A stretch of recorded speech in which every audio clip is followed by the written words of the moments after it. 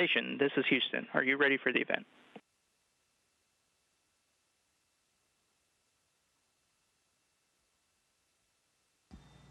Houston Station, we're ready for the event.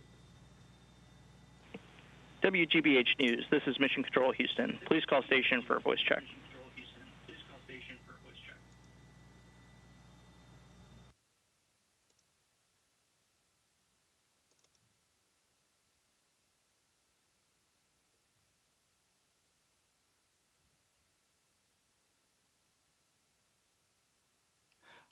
Hi, this is Arun. Hi, Arun. This is Steve Bowen on the International Space Station.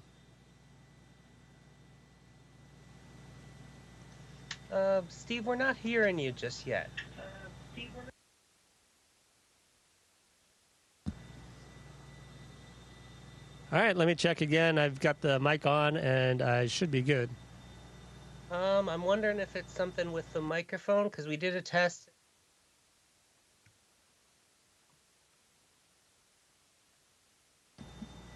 Test 10, 9, 8, 7, 6, 5, 4, 3, 2, 1.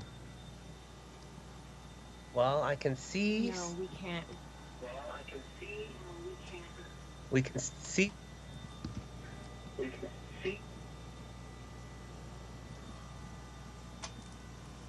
And Station Houston on 2, we are getting you in Building 8, so the mic is coming down. If you could try and hold it closer to your mouth as they troubleshoot it on the ground. Okay, I'll hold it closer to my mouth.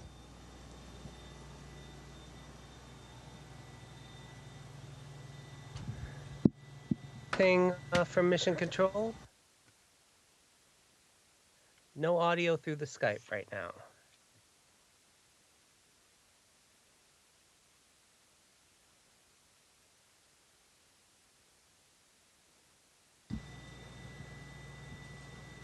But you have in Building 8, right? Arun, we're standing by. You. All right, I'll stand by. Thank you. I think I just pitched this thing up again.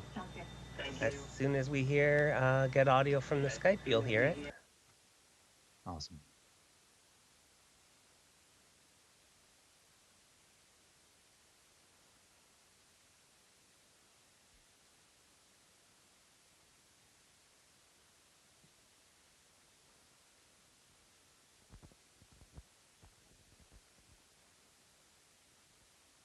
Okay, we're feeling better.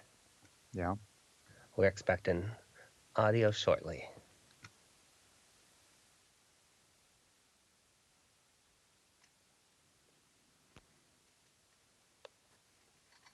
Why don't you say hi to Steve? Steve, this is Arun Roth with All Things Considered. How do you hear me? Arun, I have you loud and clear. How do you hear me? We were having some audio problems there. You sound great right now, hearing you nice and clear. Excellent, excellent. So, are we ready to commence? Give me 1 second. I want to see if I can. I want to see if I can back out. There's a little audio coming back. Arun's voice before. There's a little bit coming back through the Skype. So I'm going to press something. So, Bill, why don't we'll talk for a moment while we do that? Would that be helpful? That'd be great. Great. So, Stephen, we're just working out the sound to make sure we're going to record right. Seems like there's a delay. So, what I'll do is I'll like wait for a moment when you're giving an answer. But we're so thrilled to have you with us. Well, we have about I think about an 18-minute window. Arun, I think we're ready, so you can roll. Okay, great. Stephen, any questions before we dive in? I'm not going to do an introduction so we can use all the time for the conversation. That sounds fine to me. I'm ready to go whenever you are. That's great. First, I will say, Stephen, actually say your name for me. I want to make sure I pronounce it properly. Stephen Bowen. Stephen Bowen, welcome to welcome to GBH's All Things Considered.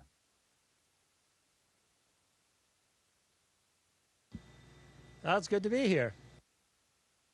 First question I have to ask you is, tell me what you're seeing right now, or if you're not at a window, what you would be seeing right now.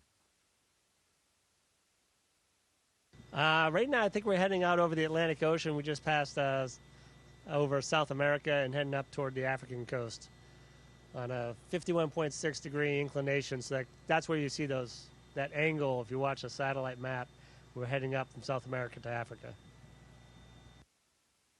And you're up there with your new crew. Are you? Do you feel like you're settled yet?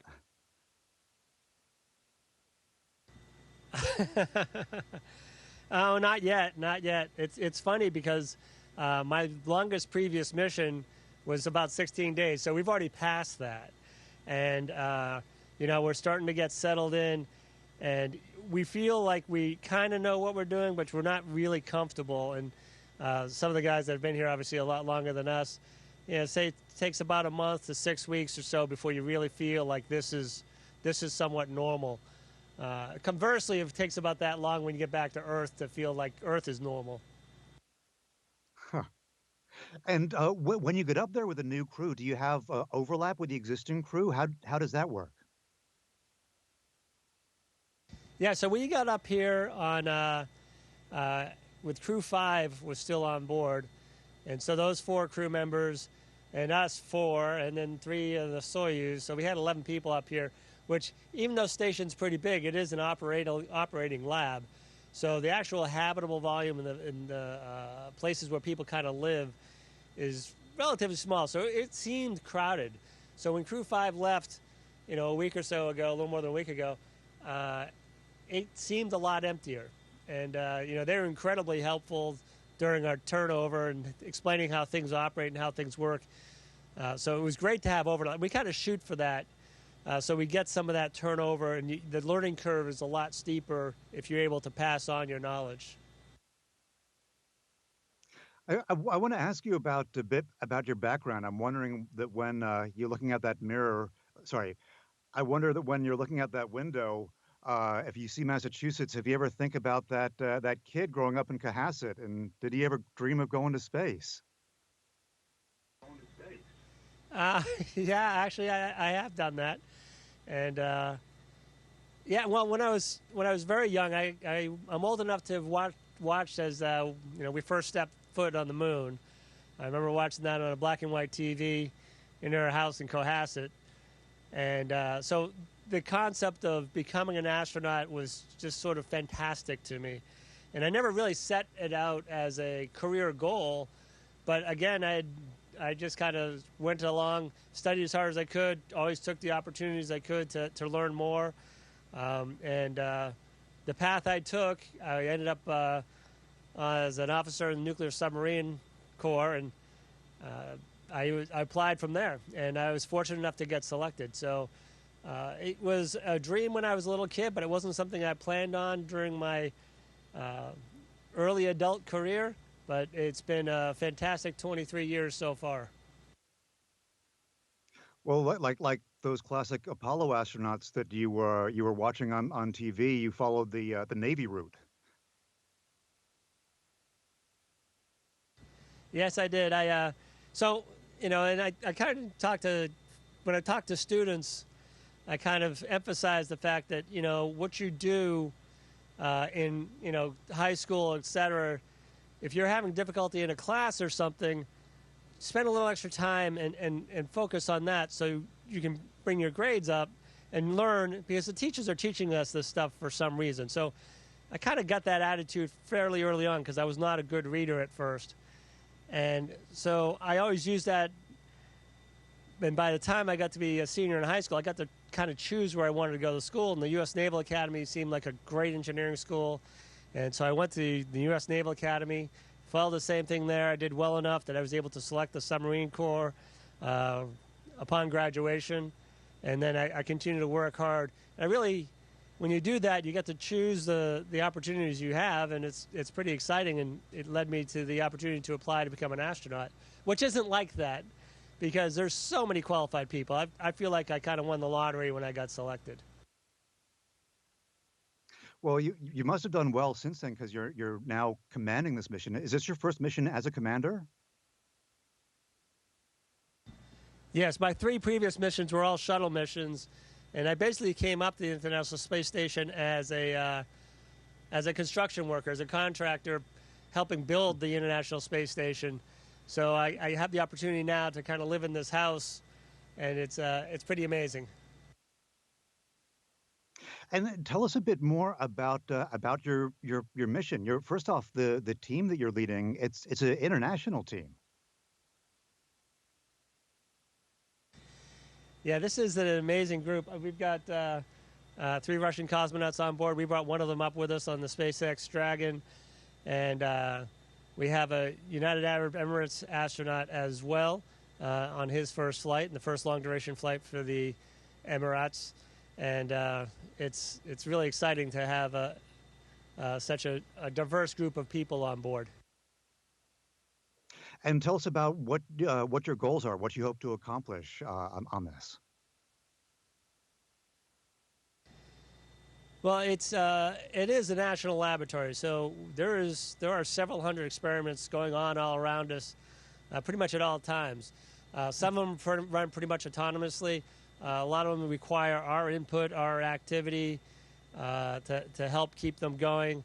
We help maintain the space station. We ourselves are part of the experiment, so there's a lot of sampling and just maintaining the station is the other part of it. But really, what we're doing is continuing the operation of this laboratory, this incredible asset for science that's been manned, since October of 2000. So almost 23 years now, we've had people permanently living in space. So that's pretty exciting in and of itself. But the research is really the goal. With all of that, it sounds like the work could never stop. How does your typical day go on the International Space Station? Well, there's a couple things that are really important. They want to make sure you get enough sleep, so they do schedule a block of time for sleep. You want to get about 8 hours if you can. That's hard on the ground. It's hard up here. You also have to work out, do a load-bearing exercise for 2 hours every day to ensure that you maintain the bone density and muscle mass. You have to find time to eat and take care of all those other issues that go along with living. So you end up with about an 8 to 10 hour work day. It's scheduled over 12 hours because you can't put things right on top of each other. So it's a long day, and sometimes you do end up working weekends, which is good. You're always doing something useful and exciting.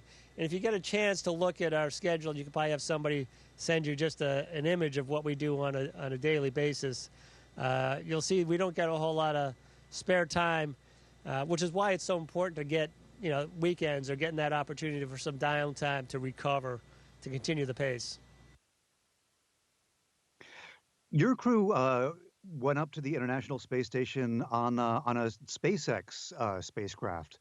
Tell me about that, like how it's been learning to use new hardware like that. Oh, it's so different because I grew up on the space shuttle. When I got to the astronaut office, I did 3 shuttle flights, and I was flight engineer for my first flight. And we had hundreds of switches and circuit breakers and dials and knobs and displays that really required some manual intervention at different points in order to make things happen.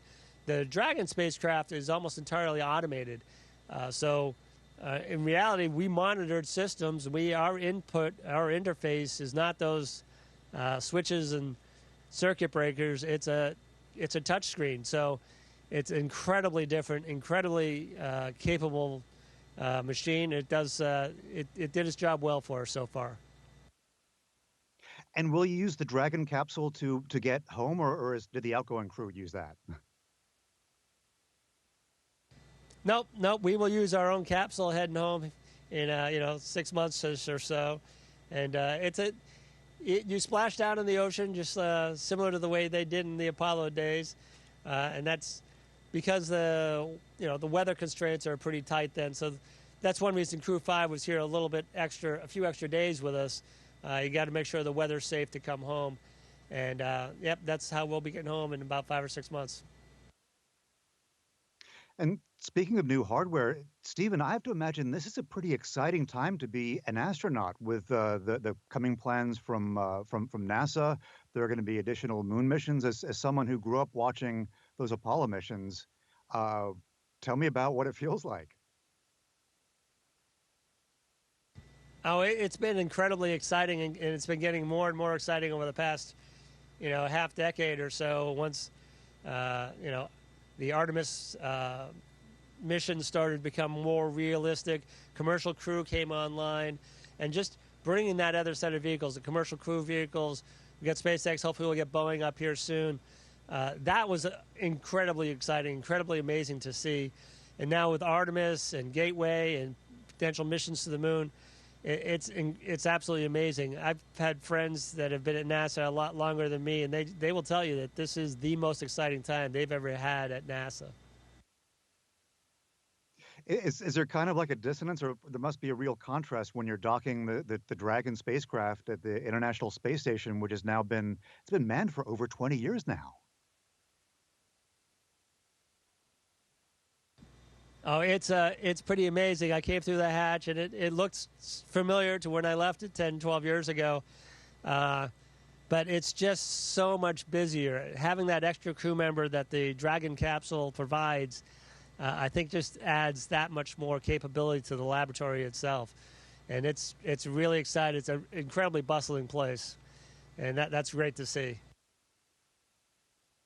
Stephen, our time has just flown by because you can probably tell how much I'm loving talking to you about all of this. Before we have to let you go, is there anything you wanted to say to friends and family back here on Earth in Massachusetts? I'd like to say, hello. Really enjoying the weather up here. I know the weather down there has been tough at times this past few months. I guess it was cold and dreary yesterday. So, no, it's. I'm looking forward to getting home in the fall time frame after we get back to Houston, and I get some recovery. Probably going to head back up to New England, head up to see family in Boston. So it's going to be exciting, and maybe we'll have an NBA and an NHL championship to celebrate as well. And when are you scheduled to come back? When does the mission wrap up?